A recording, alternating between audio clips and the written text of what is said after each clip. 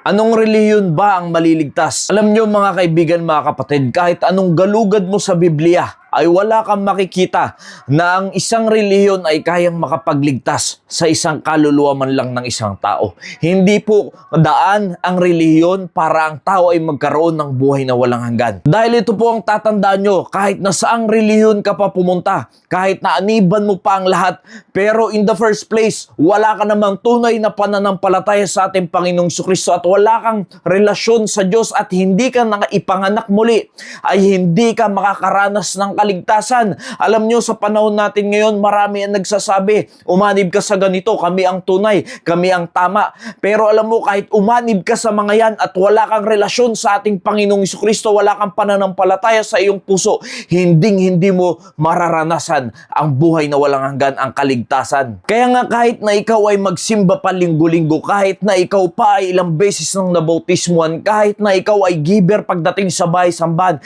kahit na ikaw ay napakabuti mong tao, hindi po yan yung katiyakan ng iyong kaligtasan. Ang katiyakan ng kaligtasan ng isang tao ay yung siya ay meron ng relasyon sa Diyos at hindi relihiyon. Jesus answered and said unto him, Verily, verily, I say unto thee, except a man be born again, he cannot see the kingdom of God. Kahit na anong pagpapagal mo pa, kahit na ano pang aniban mong reliyon, kahit na ano pang kabutihan ang gawin mo sa buhay mo, kung ikaw ay hindi ipapanganak ng muli, ay hindi ka talaga makakapasok sa kaharian ng Diyos. Hindi mo mararanasan ang kaligtasan. Kaya walang kaligtasan pagdating sa reliyon. Ang kailangan mo, relasyon. Ang kailangan mo, si Kristo. Pag tinanggap mo si Kristo, diyan magkakaroon ng relasyon ikaw sa Diyos. Dahil ikaw ngayon ay magiging anak na ng Diyos. Ikaw ay ipapanganak spiritually. Ipapanganak kang muli. Dahil kung hindi mo mararanasan ang bagay na yan, tiyak, hindi ka makakapasok sa kaharian ng Diyos at ikaw ay dediretso ng impyerno pag dumating na ang iyong takdang araw.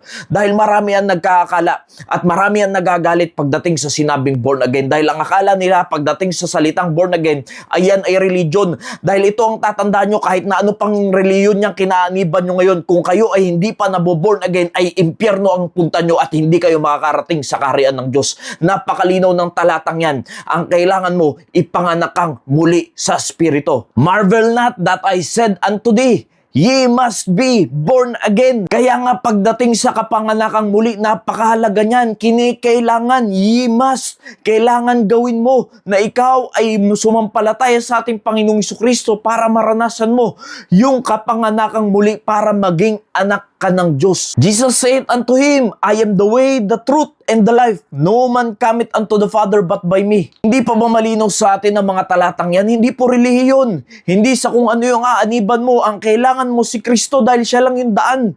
No man cometh unto the Father. Sino mang tao, ano mang relihiyon mo, ano mang ginagawa mo, hindi ka makakarating sa kaharian ng Diyos kung ikaw ay walang Panginoong Jesucristo sa iyong buhay. Siya yung daan. Huwag ka na maghanap ng maraming daan. Iisa lang ang daan.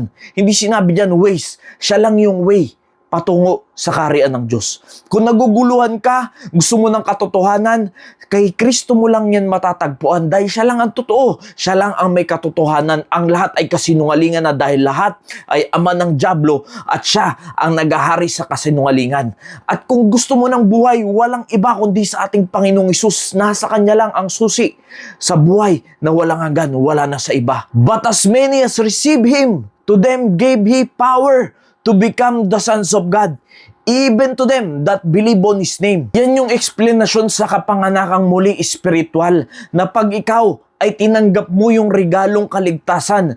When you receive the Lord Jesus Christ in your life, in your heart, na totoo sa iyong puso, diyan mo mararanasan ang kapanganakang muli at hindi po reliyon ang born again. At pag naranasan mo na ikaw ay pinanganak muli, ang sabi po dyan, but as many as receive Him, to them gave He power to become the sons of God. Ikaw ngayon ay may pribileyo na. Ikaw ngayon ay inaaring anak na ng Diyos dahil sa pagtanggap mo sa ating Panginoong Jesucristo, dahil sa iyong pananampalataya sa ating Panginoong Hesukristo. At yan po ang tunay na daan sa kaligtasan. At alam nyo, ang tunay na tumanggap sa ating Panginoong Hesukristo, ang tunay na born again in Spirit, yan po ay gagabayan na ng Holy Spirit.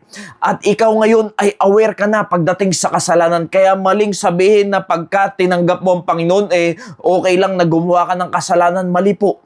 Ibig sabihin, hindi lisensya ang kaligtasan upang ikaw ay gumawa ng kasalanan. Ang ibig lamang sabihin yan, ikaw ngayon na ipinanganak na spiritually, may nananahan na sa iyong Holy Spirit. Ibig lang sabihin yan, ay ikaw ngayon ay mas makakalakad na ayon sa kalooban ng Diyos kumpara dati na wala naman ikaw ganyan. Ang mas gusto mo lang lagi, ang nananaig lang sa iyo lagi ay ang mga pita ng laman at wala kang panglaban patungkol sa mga yan. Kaya ngayon mas ilag ka na, mas iwas ka na gumawa ng kasalanan dahil meron nang gumagabay sa iyo. At alam mo, ang isang tunay na anak ng Diyos, merong kabaguhan yan sa buhay. Kaya alam mo, kung meron mang magsasalita sa inyo na siya ay totoong born again na, siya ay totoong may pananampalataya sa Panginoon, pero hindi makita sa kanyang buhay, walang-wala sa kanyang testimony, at hindi pa rin makita ang ating Panginoong Hesukristo sa kanya, baka mamaya hanggang bibig niya lang sinasabi yun at wala pa talaga sa kanyang puso ang pananampalataya sa ating Panginoong Hesukristo. Dahil ang tunay na may Kristo ay may binagong buhay.